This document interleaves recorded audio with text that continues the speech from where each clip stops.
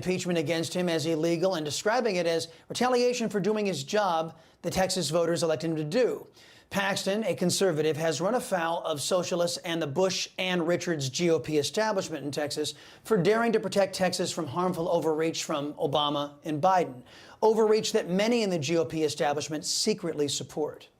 Let's discuss with Texas Congressman Pat Fallon and Texas State Representative Brian Harrison. Gentlemen, welcome on this Memorial Day, a blessed one to each one of you. Representative Harrison, I want to begin with you. 60 men and women who laughingly claimed to be Republicans joined 61 socialists to deliver this victory to Joe Biden, who was getting nothing but lawsuits and pushback from Paxton's office amid his harmful policies, which, as you know, have been harming Texas for 2 years. Every American who voted for this, every Republican, I should say, who voted for this illegal impeachment, haven't they earned a primary challenge in the ire of their voters? Well, let me start out by saying something here, Chris. That, like there were a 20 count indictment was dropped literally on my desk, okay, with no warning, had no idea this was coming up, along with nothing more than a transcript from one single solitary hearing that was had. There was not at any point in the impeachment proceeding a single shred of anything that even closely approximates evidence. And then I think, if my math is right, about 44 hours later, we were asked to cast a vote to overturn the election results. By the way, in the Republican primary in Texas, where Ken Paxton was overwhelmingly reelected. Okay, now the allegations are concerning. I want to be clear about that. I am concerned about the allegations. But the proceedings themselves, especially if we're going to be alleging criminal offenses and raising cries of impeachment, the proceedings themselves must be unimpeachable. They were not here. And in fact, House leadership did absolutely nothing to persuade me that this was anything other than what it looked like, which is the political railroading, or using government power to politically railroad a political enemy. It should not have been done like this, and I was proud to vote no. Yes, the pro-Democrat Republicans were so confident in their case, they wouldn't even allow Ken Paxton to speak in his own defense. That's how rock solid it is. Congressman Fallon, President Trump called out Governor Abbott during this process. He said, missing in action, where is the governor of Texas on his attorney general's impeachment? President also pledged that he would campaign against all of the so-called Republicans who signed on with socialists, who turned to arguably the most pro-communist, pro-socialist, pro-democrat legislative session in memory.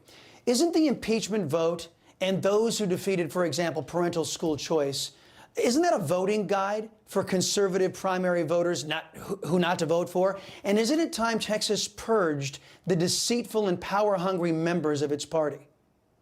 Well, Chris, I think we should impeach the impeachment process itself, because there were 20 counts, if I'm not mistaken. So there should have been 20 separate votes on each article of impeachment, number one. And that didn't happen. It was an all or nothing, which made no sense to me whatsoever. And furthermore, there's really two outcomes here, right? There's two scenarios. It's either Ken Paxton is guilty of what he's been charged with, or accused of, I should say, or he's not. And if he is or isn't, that's going to be determined by a judiciary process. And the legislature should stay in its lane and legislate. It was a rush to judgment. It made no sense to me. And personal disclosure, I've been a 15-year close friend of Ken Paxton. Yeah, understood, Congressman. And by the way, you have a great deal of experience there in the Texas House as well. Representative Harrison, I know that you have been buried in Texas politics the last couple of months, but you've spent a lot of time in the swamp. So over the weekend, it lived up to its name as the House GOP, by all accounts, caved, surrendering all reductions in spending, actually agreeing to spending increases, and even leaving the 87,000 IRS agents in place, ready to go after America's middle class. Your thoughts as America charts a uniparty course toward $51 trillion in debt in the next 10 years?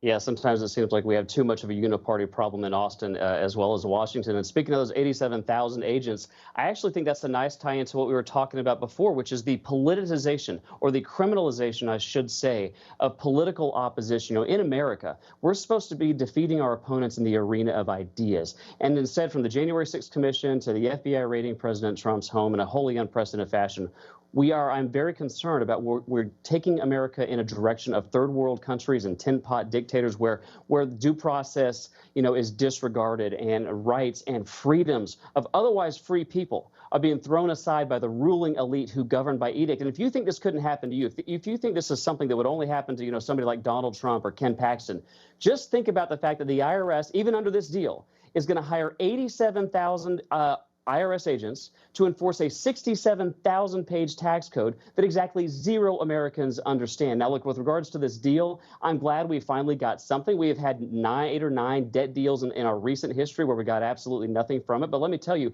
this whole phobia, this fear, this panic of a default, if there was going to be a default, there would only be one person responsible for that, and that would be President Joe Biden. Look, I helped oversee a couple brief shutdowns during my time in the Trump administration. Yeah. I can tell you the government has the ability to reprogram money. There's always enough money coming in to pay our debts, and this never should have been a panic.